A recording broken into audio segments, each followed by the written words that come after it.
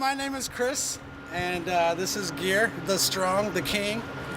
We're in Kansas City, Missouri. So I'll just start with Gear. Where were you born at? In Kansas City. Was born and raised in Missouri. What part of town? Westport. Westport. Nice. Good town. Where did you go to high school at? Rockers. Really? Yeah. And if you guys don't know about Rockers, it's an all-boys prep school.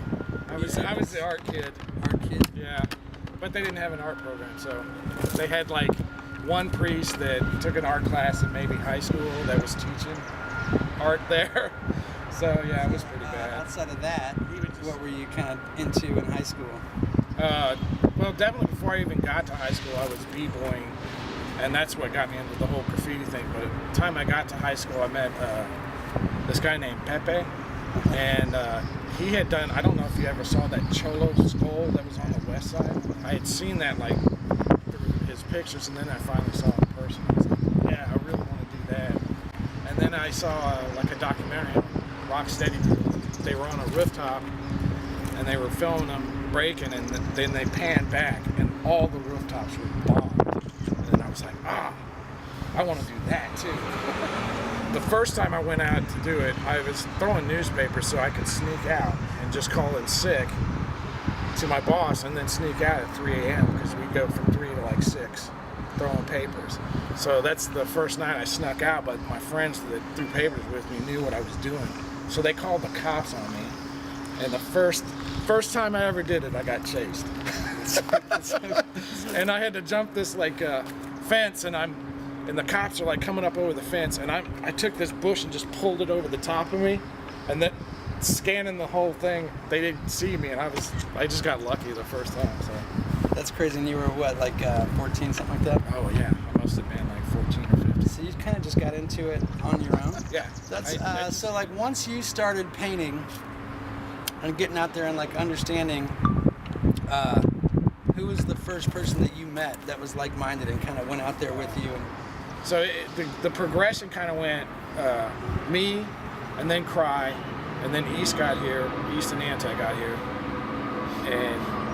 and then Scribe, and it was like us four for the longest time. Yeah, we were taking 12 different names to make it look like a scene. Like in that early stage, man, it was 4 people doing everything. Yeah. Who did that aerosol piece that was down by the plaza on Brush Creek with the like the lizard? Oh, that's East. Is it East? Yeah. The aerosol. Aerosol, yeah, with the lizard spray paint can. Oh yeah. So at that point, you know, like your game was pretty strong back then. Yeah, that's when we were. That was our heydays.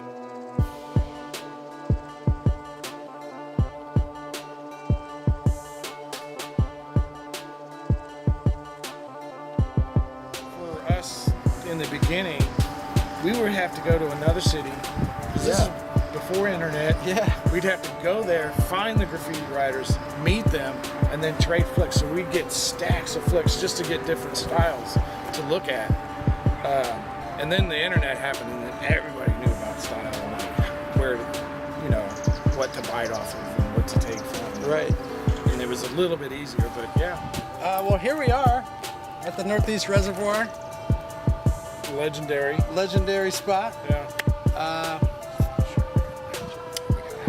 What are your thoughts on the current climate in the graffiti culture of Kansas City?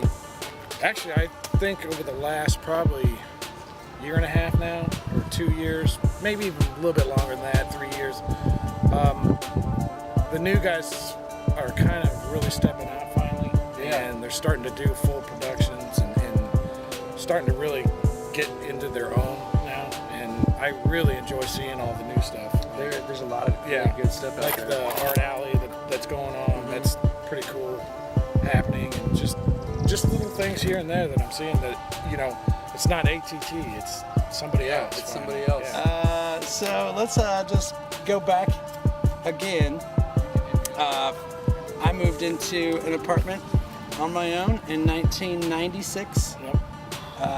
And you guys lived right around the corner on Walnut. Yep. With Danny right? Did Danny Yep. live there? Danny and Scribe. Jeremy, you and Scribe. Well, there was floaters. Yeah, There there was was floaters all the time. Jeremy was one of the floaters. DeFace Yeah, he floated was, around in there. yeah. Dirty Dave. Dirty Dave. And I was living with DJ Ran, and met you, I think, at a house party at your house. Yeah, I'm sure of that. Wanted to like learn more, and you were like, you know, come at me, like get out there and paint, and we'll see what happens. And I'm like, nah, man, I want you to teach me now. I want you to show Well, that's the way I was taught, you know. Right. He's telling me, if you're still around in a year, if I still see your name up in a year, I'll teach you something. And I was still up and around in a year, and he basically took me under his wing then. But that's the way I taught, like Audio 57 and Yeah. a couple other people. I would tell kids starting to get into it right now, yeah, just get up as much as possible, but also if you ever get arrested, shut your mouth. Don't say anything. Say a word to anybody. about anything. About anything. You didn't do it, you weren't there. Kids, anytime you get arrested, period, don't say anything. Until you get a lawyer. And here's another thing: if you see them coming, run as fast as you can, and they won't catch you 99% of the time. Leave your paint. Leave your paint. Be out. At what point did you have like any serious battles with other writers? Tough crew. Tough crew. What about those high C cats? Did you ever? Well, that's Same crew. Same kids, right? same kid. No, they were different. No, they Okay. weren't. Yeah. We had a little bit of beef with Tough Crew, but it was mainly high C. And yeah, we did a whole disc wall on that karate dojo in Westport. Yeah. That back wall, man, we just, you know, we had the guy looks like with the Lucy bald hairdo, and we had chickens painted all over it, Like they used to do. Yeah. That was a. well, now I'm like, cool, most of those cats. Yeah. But It's all. back then it was like just them talking crap, and we were like, oh, well, we'll call you out. There was beef, like smack, but we never really went over smack or anything. We were trying to teach everybody not to go over, not to have that war. Right. So when they warred with us, we didn't go over their shit. We just called them out and did a burner, you know, did a burner on a separate wall. Yeah. Did it that way instead of like trashing all their stuff. We didn't want that war going on because in other cities it destroyed the graffiti there.